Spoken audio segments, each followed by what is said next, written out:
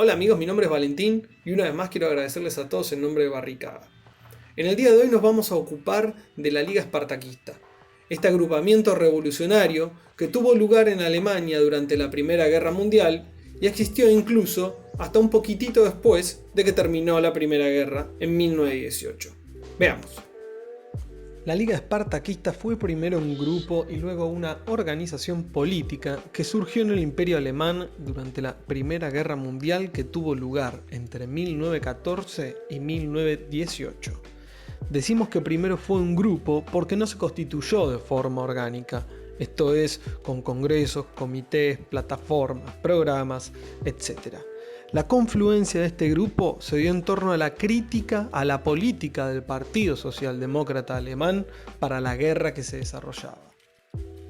En diciembre de 1914, ya con la guerra en curso, el Partido Socialdemócrata Alemán, que era quien tenía mayoría de bancas en el Congreso de ese país, llamado Reichstag, debía votar a favor o en contra de nuevos bonos para que el Estado pudiese financiar el costo económico y material del conflicto bélico. Karl Liebknecht, quien era diputado por el Partido Socialdemócrata Alemán, votó en contra de la aprobación de tales bonos. Sin embargo, continuaría en las filas del partido hasta 1916. La diferencia en torno a la guerra fue, no obstante, un obstáculo insalvable para Liebknecht y cada vez más para otros compañeros de él en su partido. Su voto en contra a fines de 1914 significó el inicio de una pérdida por goteo posteriormente a la hora de renovar los créditos de una guerra que se extendió mucho más de lo pensado y querido. Por lo tanto, el papel de la votación en el Reichstag de los bonos fue incrementándose a medida que se hacía preciso renovarlos para costear el esfuerzo bélico. En marzo de 1915, 30 diputados votaron en contra de los bonos. En diciembre, 20 más. Para marzo de 1916, todo el sector del Partido Socialdemócrata Alemán contrario a la guerra, liderado por Hugo Haase, fue expulsado de la organización. Por otro lado, Rosa Luxemburgo, quien era también integrante del Partido Socialdemócrata Alemán, no toleró desde 1914 la postura de la socialdemocracia alemana en torno a la guerra. Consideraba que el partido había caído víctima de la ola de nacionalismo exacerbado y patriotismo desmesurado que caracterizó las movilizaciones por la guerra. La Rosa Roja también hizo patente su crítica al reformismo que dominaba la dirección y orientación del Partido Socialdemócrata Alemán. Su Reforma Social o Revolución, de 1899, polemizaba con el líder teórico del partido, Edward Bernstein. Para Rosa, Bernstein realizaba un revisionismo del marxismo revolucionario, que daba como resultado un conformismo parlamentarista, en el cual se llegaría al socialismo progresivamente mediante la acumulación de bancas en el Parlamento y de las conquistas sociales emanadas desde él. La clave era la progresiva conquista de bancas dentro del Reichstag por parte de congresales del Partido Socialdemócrata Alemán, quienes harían efectivas allí las demandas de la clase trabajadora. Esto ocasionaba que las elecciones fueran el centro de la actividad política del partido, cuestión con la que Rosa estaba, por supuesto, terminantemente en desacuerdo. La confluencia de Rosa con Karl se explica claramente por la coincidencia en sus posturas críticas al partido al que pertenecen, su visión en torno a la revolución social y la guerra y el destino del pueblo alemán. Tal convergencia fue, también, la de otros miembros que paulatinamente se unían a la izquierda del Partido Socialdemócrata Alemán primero y luego por fuera de él.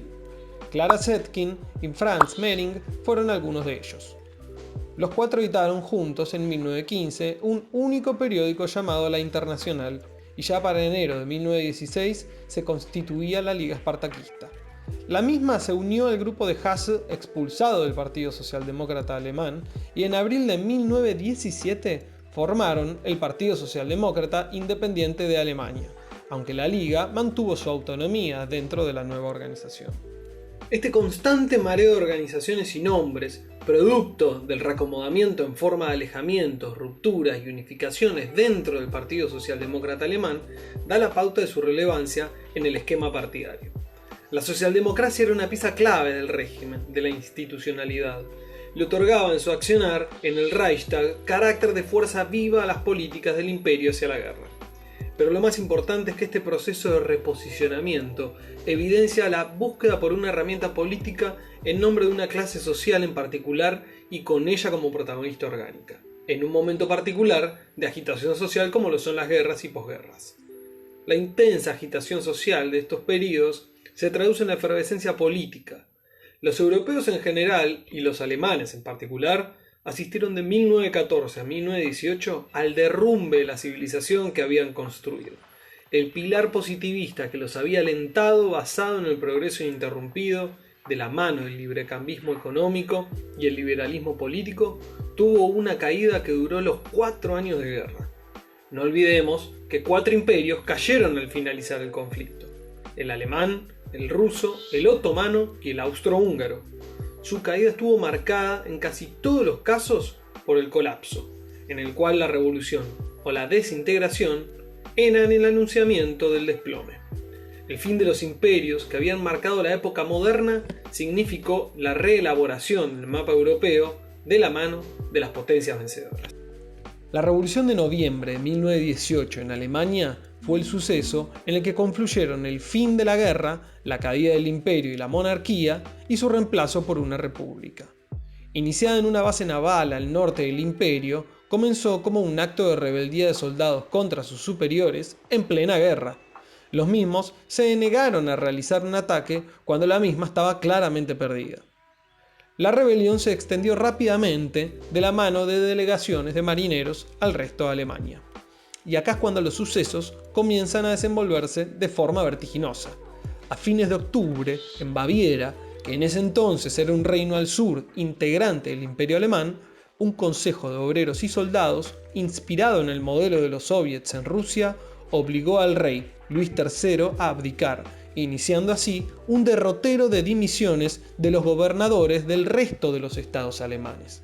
Sin embargo, una vez más, el Partido Socialdemócrata Alemán intervino allí para clausurar el proceso revolucionario y cerrarlo en la forma de una república parlamentaria y democrática, cuestión con la que la Liga Espartaquista y miembros del Partido Socialdemócrata Independiente de Alemania estaban totalmente en contra. Los mismos militaban la disolución de las formas gubernamentales del imperio y el parlamentarismo, y su reemplazo por consejos de soldados y trabajadores.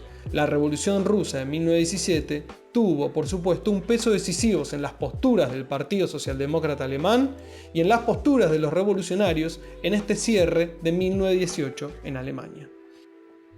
La cuestión central acá es, precisamente, la disputa política que surgió en torno al carácter de esa república. Este período revolucionario consiste en unos 2 meses y medio, entre noviembre de 1918 y enero de 1919. En ese lapso de tiempo, el destino de Alemania se dirimió con el Partido Socialdemócrata Alemán y sus epígonos Ebert, Noske y Philipp Scheidemann, futuro canciller, y la Liga Espartaquista y el Partido Socialdemócrata Independiente de Alemania como protagonistas. El 5 de enero, la Liga Espartaquista se sumó a un alzamiento de obreros en Berlín que había iniciado los últimos días de diciembre. El Partido Comunista Alemán, en el cual el Partido Socialdemócrata Independiente de Alemania se había diluido y del cual la Liga también formaba parte de manera autónoma, se había conformado los últimos días también de diciembre, por lo cual se encontraba desorganizado aún para una insurrección al estilo bolchevique.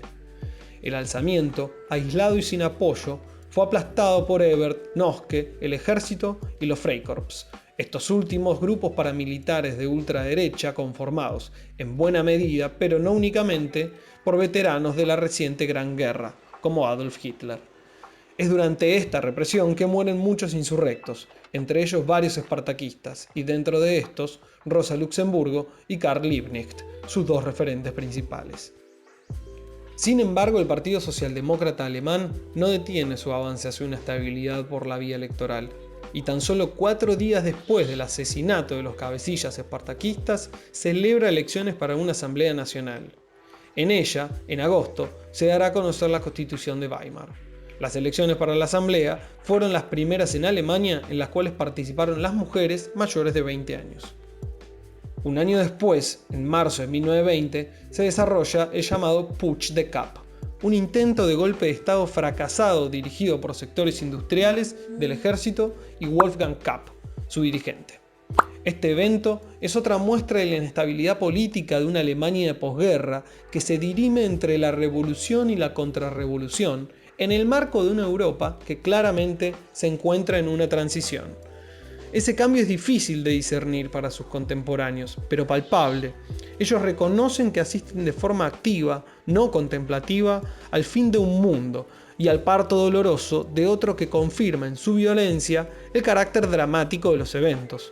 La Liga Espartaquista es parte del nacimiento de un siglo que estará marcado en su génesis y extensión por la guerra, la revolución y la contrarrevolución, y por la certeza de que el socialismo dejó de ser una utopía y se constituyó en algo material, real, concreto, tangible, en la hazaña misma del primer Estado obrero del mundo. Gracias amigos por haber visto el video del día de hoy. Si les gustó, compártanlo, comenten, escriban o critiquen en torno a él. Un abrazo y hasta la próxima.